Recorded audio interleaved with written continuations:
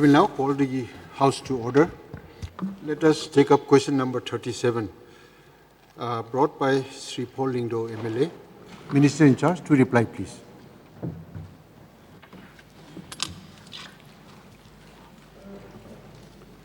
Mr. Speaker, sir, answer to start question 137A. Sir, the local direct employment shall be operationalized in accordance with the provisions of the agreement entered into with project-affected families, subject to the availability of requisite skills and qualifications, particularly on the category C and D positions. For other categories of employment, recruitment shall be undertaken through an open and transparent process in accordance with the applicable rules and regulations, including the Meghalaya reservation policy. In addition to direct employment, projects is expected to generate indirect employment opportunities during the construction and operational phases, such as engagement in contractual works, site labor, and allied activities, thereby contributing to livelihood opportunities for local population. B. Sir, the monitoring mechanisms in respect of local employment commitments shall primarily be implemented by the project developer. The same will be subject to review by the state government to ensure adherence to agreements. C.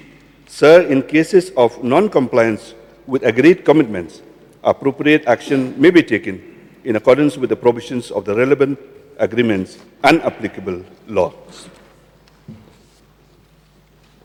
Your supplementary question, please. Thank you, sir.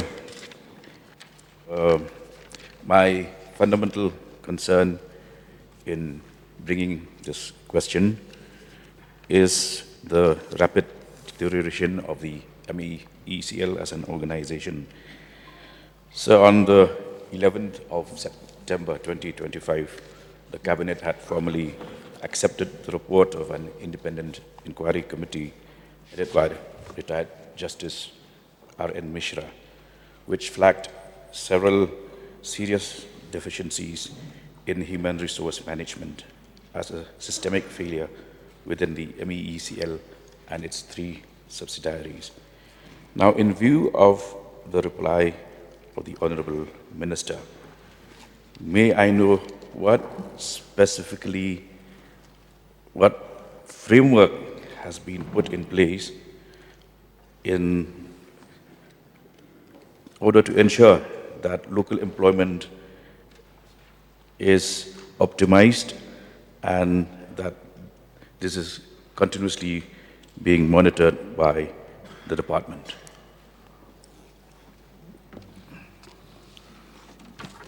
Mr. Speaker, sir, the employment commitments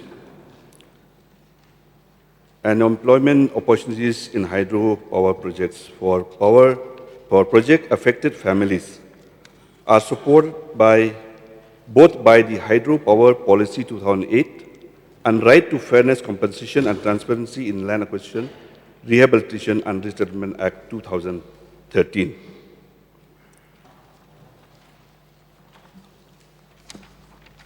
No, sir, I need a very clear, specific answer as to what framework has been put in place to ensure that this employment is being monitored at the highest level. What framework, what institution?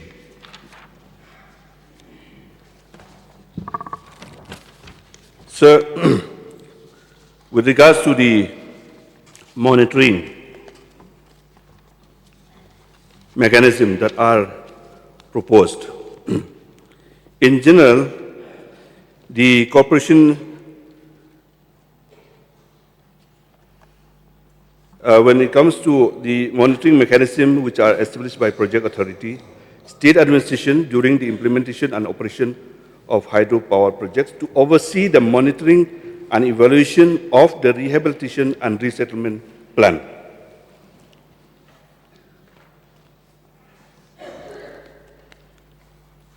So, the mechanism focused primarily on land acquisition processes and socio-economic well-being of affected families. The framework includes both internal and external oversight to ensure effective implementation and compliance with statutory requirements. Internal oversight carried out administratively by the Land Acquisition Officer and Resettlement Commissioner. They monitor progress against approved physical and financial targets, including compensation disbursement and delivery of rehabilitation and resettlement entitlements. External oversight provided by the independent third-party agencies or auditors and for periodic reviews, compliance verification, and grievance redressal mechanisms. So these are the two bodies which are internal oversight and external oversight. So the minister is beating around the bush, sir. Let me come to a very specific question that emanates from his reply, which is whether the Meghalaya Industrial and Investment Promotion Policy 2024 is being implemented by the department or not. Sir, the question raised by an honourable member, yes, sir. In that case, whether the two categories, the managerial category and the non-managerial category, are both being implemented. Yes, sir. As per the reply to the principal question, sir, that in the A, I have already mentioned about it. So, where non-managerial posts are concerned, there is provision for 90% reservation for local domiciles.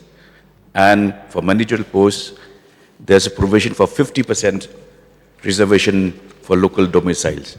Are both of these being strictly adhered to or not? Yes, sir.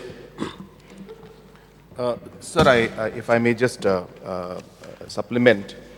Sir, the projects will obviously be followed under the Investment Act, but these are conditions as per the subsidies that are provided. So it is applicable to companies that that approach the government in terms of the different subsidies that are there.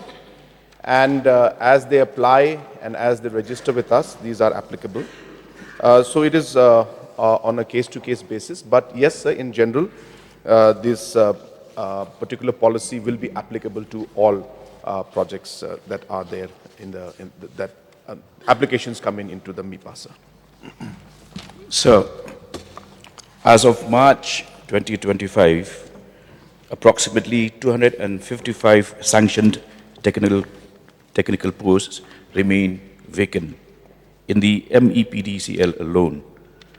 Whether steps have been taken to fill up these vacancies? Mr. Speaker, sir, the principal question is subject to the local employment commitments on the power projects only, sir. So for that, I don't have the information with me right now, sir. I require notice. 5 supplementary questions are over. Lindo, please. Sir, may I know from the Honorable Minister, how many JE were promoted to the post of EE in the most recent recruitment exercise? Sir, again, I would like to, I will not shy away for giving the answer to that, but I don't have the information, sir, because the principal question refers to the local employment commitments on the power projects only, sir. So these are the information that are available with me. For the supplementary question raised by the honourable member, I don't have the information, sir, right now. So I require notice. One more, sir. May I know from the Honorable Minister, when will the process of filling up all vacancies be reinstated? Filling up all the posts, sir, if I can, the honourable member can repeat the question, please. When will the process of filling up all vacancies be reinstated? Sir, as far as filling up of vacancies, this is a continuous process of the corporation from time to time. So I know what exactly the honorable member wishes to ask, but again, I would like to repeat here that the principal questions, which is confined to the employment commitments only, as I mentioned, sir. So for that, I don't have any answer right now, sir. Perhaps I require notice. Pardon, please. Sir, may I know from the Honorable Minister, in view of the decision of the government to outsource the lower rank category in the MECL, may I know whether what will be the consequence as far as this employment commitments of the department is concerned?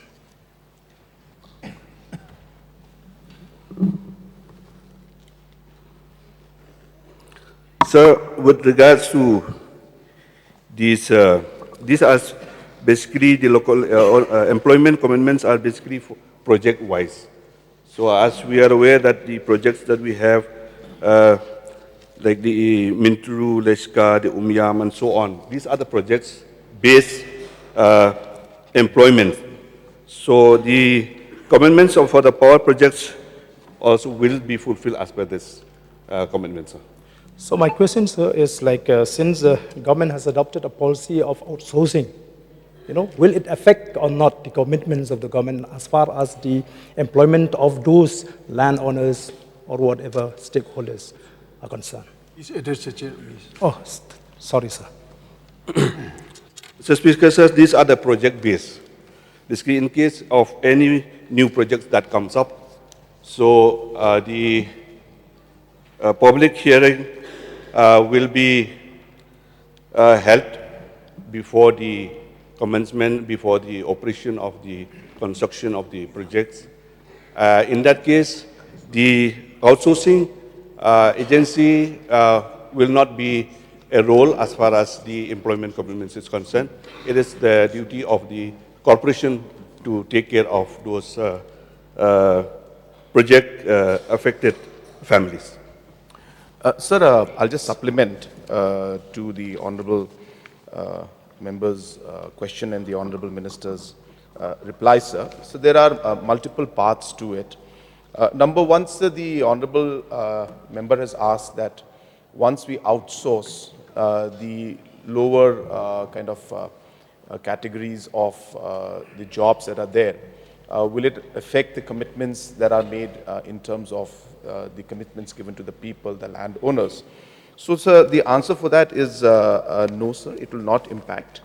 Normally, the outsourcing that is done at the MECL level for works that are more of security nature or day-to-day or administrative, lower administrative and office work that is there.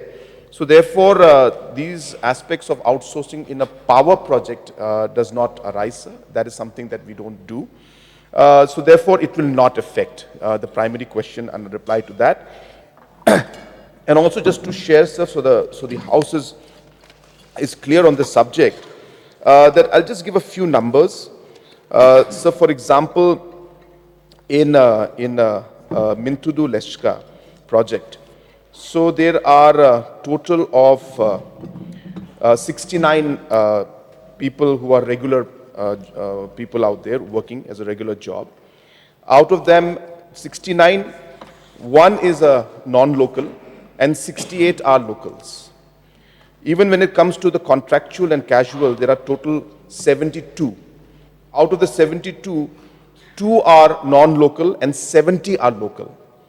I'll go to another project of, say example, sir, again, say Umyam stage 1.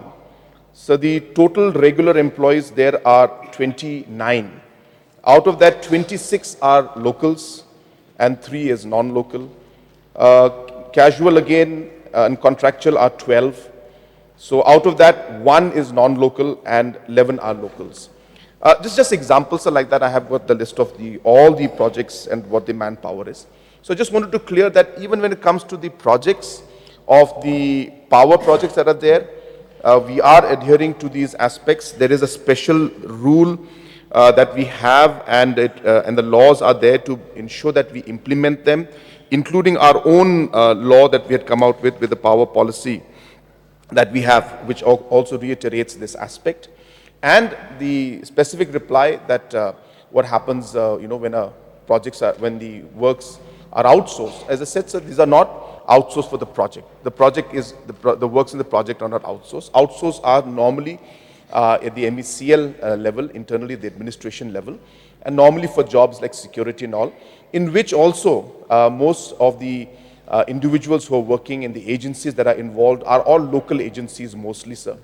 And most of the jobs in that also is given to our local boys and girls, sir. Sir, may I know from the Honorable Minister, the mode of employment as far as the landowners is concerned, whether they are going to be employed as regular or contractual or casual, sir? Sir, the landowner will be appointed on a regular basis because they have to comply as far as the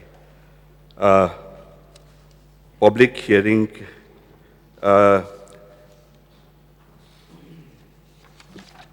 done by the district authority when it comes to those landowners' employment is concerned, sir. Sir, I think I'm confused, sir, because employment for the landowner is a kind of a guarantee for the landowner so that they can give the land to the department. So why there is a need for a public hearing to accommodate landowner and to give employment landowner in the department? I am confused. I don't understand, sir. Sir, just to set the things straight, whenever any project which is coming up, there's always a public hearing before the project is being finalized.